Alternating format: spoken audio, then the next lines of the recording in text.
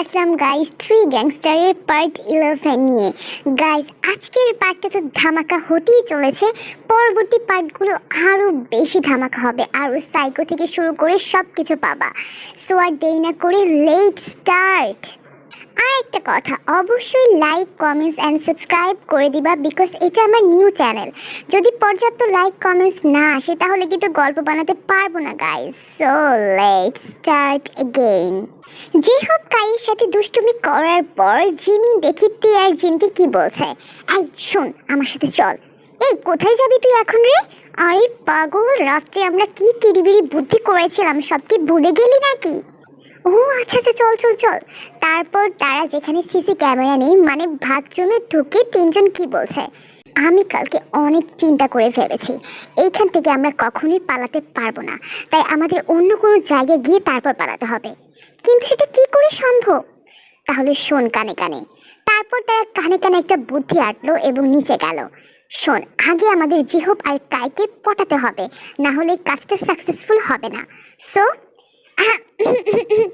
জিহব and কাই ভাইয়া, আসো, তোমাদের সাথে ইম্পর্টেন্ট একটা কথা আছে আমাদের। ও মা ফারা, হঠাৎ করে আপনারা আমগো এমন রেসপেক্ট দিচ্ছেন কেন? ওটা রেসপেক্ট না রে, বলো ওটা রেসপেক্ট হবে। গাধা কোথাকার, সবসময় আমার সম্মানটা নষ্ট করেও।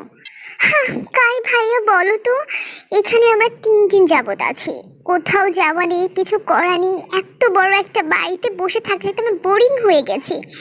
তাই বলছিলাম আর কি, তুমি যদি তোমার ভাইজানদের বলো যে আমাদের কোথাও ঘুরতে নিয়ে যেতে, তাহলে হয়তো একটু রিল্যাক্স ফিল করতে পারতাম। উফ, এসব আপনি কি বলতেছেন আফরা? ভাইয়েরা যদি জানতে পারে তাহলে তো আমাকে মেরে একদম গুলি ঢুকিয়ে দিবে আমার হৃদয়ের ভেতর। এমনি আমার উপর যা রেগে আছে। আর এত প্যারা নিস কেন তুই? তুই বললে তোর ভাইজানরা অবশ্যই রাজি হবে, তুই বলবি নাকি? আমরা কিন্তু তোদের সাথে কথাই বলবো না। না না আফারা, আপনারা বন বন বন, আমি যাইয়া ভাইজানদের বুঝাইয়া বলবো না। ওই সারা, তুই কি বুঝায় বলবি? আমাকে বলতে হবে ভাইয়াদের। এই আফরা শোনেন, ভাইয়া যদি না মানে তাহলে কিন্তু আমার কিছু করার নাই। আচ্ছা ঠিক আছে, তুই আগে বলেই দেখ না, এমনভাবে বুঝিয়ে বলবি যাতে তোদের ভাইয়েরা মেনেই যায়। রাতে বেলা জাংকুক, আরিম আর সুগা বাসায় আসার পর কাই বলছে, কি রে কাই, অনেকক্ষণ ধরে দেখছি তুই এদিক থেকে সেদিকে যাচ্ছিস, তোর কথাটা কি তাড়াতাড়ি বল, আমাদের কাজ আছে ইম্পর্টেন্ট। ভাইজানেরা গিয়ে মানে বলছিলাম যে মানে ম্যামরা একটু ঘুরতে যেতে চাইছে। ঘুরতে যেতে চাইছে মানে? তারপর কাই জাংকুক, আরিম আর সুগাকে সবকিছু বলে। দেখ, ভালো মতো বলছি, এই বাড়ির বাইরে তো ওরা পা রাখবেই না, আর তুই এইসব কথা যদি আরেকবার বলিস। ভাইজানেরা আপনারা একটু ভেবে দেখুন, আফাদের এই বাড়িতে থাকতে থাকতে বোরিং হয়ে যাচ্ছে, যদি একটু বাইরে যায় আর কি, তাহলে একটু রিল্যাক্স হবে। প্লিজ আপনারা আপাদের অন্য কোনো দেশে না নিয়ে যান, বাংলাদেশের মধ্যে কোনো একটা জায়গায় ঘুরতে নিয়ে যান। Just disgusting. ভাইজানেরা এমন করেন কে? আফারা অনেক শখ করে কইছে আমগো। চলেন না ভাইয়ারা, কোনো জায়গা ভিজিট করে আসি।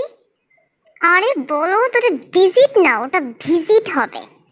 ওই একই তো, তুই চুপ কর না, এমন করস কে সব সময় আমার লগে সবাই। ওকে ঠিক আছে, তাহলে ওদেরকে রেডি হয়ে থাকতে বলো, কালকে সকাল সকাল আমরা যাচ্ছি। থ্যাংক ইউ ভাইজানেরা, থ্যাংক ইউ সো মাচ। এটা বলে কাই চলে যায় জিমিন, জিন আর তেকে খবর দিতে। এদিকে ওরা তো অনেক অনেক খুশি, তার মানে ওদের প্ল্যানটা সাকসেসফুল হতে চলেছে, ওদের পালিয়ে যাওয়ার প্ল্যান। ও মাই গড, এত বড় প্ল্যান করে ফেলছে ওরা, জানি না ভবিষ্যতে আরো কি কি হতে চলেছে। সকাল সকাল তারা এক টেবিলে বসে নাস্তা করছে। আজকে জিমিন, জিন আর তের মনটা অনেক অনেক ভালো। এদিকে জাংকুক, আরিম আর সুগা আর চোখে তাদেরকে দেখছে। দেখলো যে তাদের প্রিয়সীদের মেজাজ খুব ভালো আছে, হাসি খুশি মুখ, তাদেরও ভালো লাগছে। এমনি কোনো জায়গায় ঘুরতে গেলে তাদের মনটা আরো বেশি ভালো হয়ে যাবে। তবে বডি গার্ডসে তারা কোনো কমতি রাখেনি, একজনের পিছনে অন্তত 10টা বডি গার্ড তারা লাগিয়ে দিয়েছে, আর সব জায়গা তদন্ত করে তারপর তারা ঘুরতে যাচ্ছে, যাতে কোনো প্রকার সমস্যা না হয়। দিন তারা সবাই মিলে রেডি হয়ে রওনা দেয় সিলেটের জাফলং। ও মাই গড, প্রাকৃতিক সৌন্দর্যের লীলাভূমি বলা হয় সিলেটের জাফলংকে। গাড়ি থেকে নেমে যখনই জিমিন, তে আর জিন আগে আগে যেতে নেবে, তাদের পাশে এসে দাঁড়ায় বডিগার্ডস। এমন সময়, এই বডিগার্ডস, তোমরা ওদের সাথে সব সময় থাকবে, আর হ্যাঁ, আশেপাশে ভালো করে নজর রাখো যাতে তোমাদের ম্যামদের কোনো প্রকার ক্ষতি না হয়। এবার তোমরা যাও এখান থেকে। তারপর জিমিন জিন আর তে মুখটা ফুলিয়ে হাসি মুখ দেখিয়ে ওদের সামনে থেকে চলে যায়। এদিকে দূর থেকে দাঁড়িয়ে জাংকুক, আরএম আর সুগা তাদেরকে দেখছে। অপরূপ সৌন্দর্যে ঘেরা হচ্ছে জাফলং। জাফলংয়ের সৌন্দর্যের কথা নাই বললাম, হাজার হাজার ফুট থেকে নেমে আসা ঝর্ণা দ্বারা দৃশ্য সকলের নজর কেড়ে যাবে। বাংলার ভূস্বর্গ প্রকৃতি কন্যা হিসেবে পরিচিত সিলেটের জাফলং। পিয়ার নদীর তীরে স্তরে স্তরে বিছানো পাথরের স্তূপ জাফলংকে করেছে আরও আকর্ষণীয়। দেখলে মনে হয় বাংলাদেশের মতো হয়তো আর কোনো দেশ নেই। প্রায় 1 কিলোমিটার দীর্ঘ রাস্তা তারা হেঁটে হেঁটে পার দিল। এমন সময় জিমিন জিন আর তেকে ফিসফিস করে বলছে, এই এই বডিগার্ডসটা তো একদম আঠার মতো লেগে আছে, একটু আয় না, তোদের সাথে কথা আছে।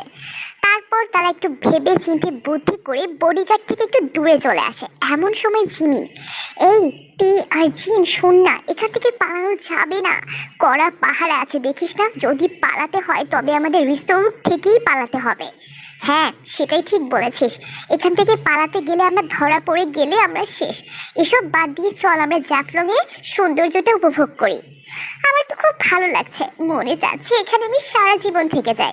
ইস, আশায় থাকো কাউয়া, পাকলে খাবার ঠাউয়া, হারামি কোথাকার হারাম জাতি। এই তুই নাকি ভালো হয়ে গেছিস জিমিন, গালি দিবি না? তাহলে এখন কি সুরা বললি? চুপ থাক, তোরা বাধ্য করিস আমাকে গালি দেওয়ার জন্য। বইয়া গেছে গা আমগো তোরে বাধ্য করতে। বুঝছি, এখন তোরা জোরে সোরে একটা ঝগড়া করবি, তোরা ঝগড়া কর, আমি যাই। তারপর তারা ঘোরাঘুরি করছিল। এমন সময় সুগা পেছন থেকে এসে তের চুলের কাঠিটা খুলে দিল, আর অসম্ভব সুন্দর চুলগুলো তার পিঠে বিছিয়ে পড়লো। তে মনে করেছিল যে পেছনে জিন বা জিমিন আছে যারা এমন করছে। এমন সময় সুগাকে দেখে সে থমকে যায়, এক প্রকার ভোল্টেজের শকে খেয়েছে বলা যেতে পারে। এই সুন্দর প্রকৃতির মাঝে তোমার এই লম্বা চুলগুলোকে বাতাসের সাথে তাল মিলিয়ে উঠতে দাও, তোমার এই লম্বা চুলগুলো বাতাসের সাথে খেলা করো। এদিকে তে মাথা নিচু করে শুনছে সুগার কথা। কোন সময় জিমিন, ও মাই গড, জাংকুক বা ডাংকুক আমার থেকে আসতেছে কেন? এবার থাম, আর থমক না খেতে হবে আমার। আর জিমিন এখানে আসো। হ্যাঁ, কোথায় যাব?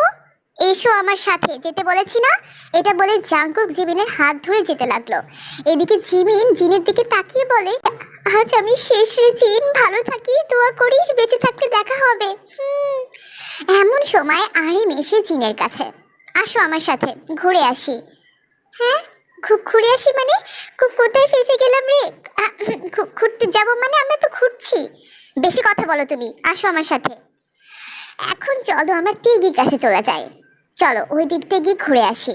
এদিকে তে কিছু বলছে না, এমনিতে চুল ছেড়ে দিয়েছে। তার মধ্যে, জানো তে, আমি তোমার উপর ক্রাশ খাওয়ার আগে তোমার চুলের উপর ক্রাশ খেয়েছি, জাস্ট ফার্স্ট দিন তোমাকে যেদিন দেখেছিলাম। ও, তাহলে বলিটা আমি সেদিনই হয়েছিলাম। কেন যে চুলের কাঠিটা পড়ে গিয়েছিল। ধুরো বেটা, তুমি কিছু বলছো না কেন তে? এমন চুপ করে আছো কেন? না মানে, why don't you speak? I want to talk to you. Don't you understand that? তে আরো বেশি ভয় পেয়ে যায়। সুগার রাগ উঠে যায় এবং তেকে জোর করে 2 বাহু চেপে ধরে বলে, তোমার এই নীরবতা আমাকে প্রচন্ড পরিমাণে রাগিয়ে দেয়। আমি সহ্য করতে পারছি না তোমার এই নীরবতা। তুমি যদি মনে করে থাকো তুমি আমার কাছ থেকে মুক্তি পাবে, তাহলে সেটা তোমার ভুল ধারণা। সুগা যাকে একবার পছন্দ করে তাকে মাথায় করে রাখে, আর আমি তো তোমাকে ভালোবাসি। তোমাকে আমি মাথায় নয়, আমার মনের মধ্যে রেখেছি। সেখান থেকে তুমি চাইলেও বের হতে পারবে না। Do you understand? I hope you understand well. হে আল্লাহ, এটাই কি ছিল আমার কপালে? ধরো। এদিকে আরিম জিনকে টেনে একটা নিরিবিলি জায়গা নিয়ে আসে এবং বলতে থাকে, জিন, ভালোবাসা কি সেটা আমি জানি না। কখনো কোনো মেয়ে দেখে এতটা ভালো লাগেনি যতটা তোমাকে দেখে লেগেছে। বাই দ্য ওয়ে, আমার কাছ থেকে তুমি কখনোই মুক্তি পাবে না, আর এটার আশাও করো না কখনো। তুমি শুধুই আমার জিন, শুধুই আমার। দেখি জিন মাথা নিচু করে আছে, তার অনেকটা বিরক্তি ফিল হচ্ছে আরিমের কথায়। What do you hear me? এদিকে জিন মাথা দুলিয়ে হ্যাঁ সম্মতি দেয়। Why don't you speak? Damn it, কথা বলতে পারো না? তোমাকে কি আমার পাগল মনে হয়?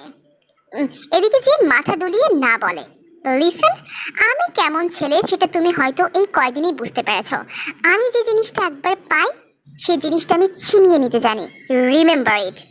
এটা বলে, এটা শোনার পরপরই জিন আতঙ্ক হয়ে যায়। এদিকে আরিম এই কথাটা বলে রেগে মেগে সেখান থেকে চলে যায়। জিন অনেকটা বেশি স্বস্তি পেল।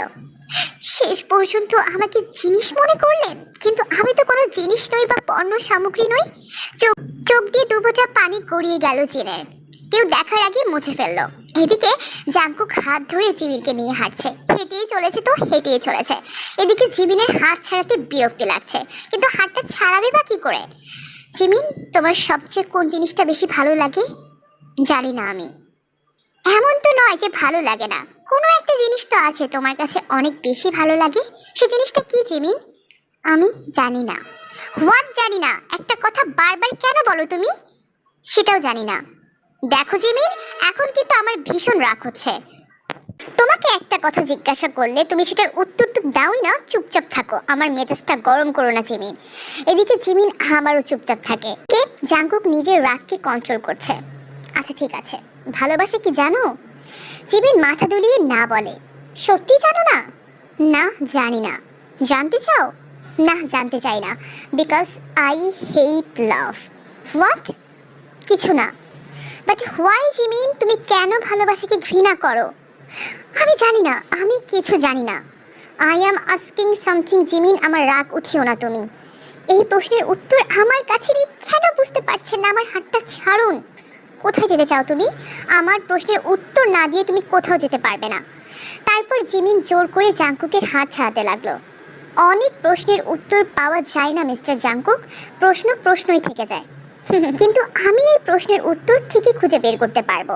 এটা বলে জিমিনকে টান দিয়ে নিজের বুকের সাথে মিশিয়ে নেয়। কি করছেন কি? আশেপাশে লোক আছে, প্লিজ ছাড়ুন আমাকে। লুক অ্যাট মি জিমিন, আমার দিকে তাকাও।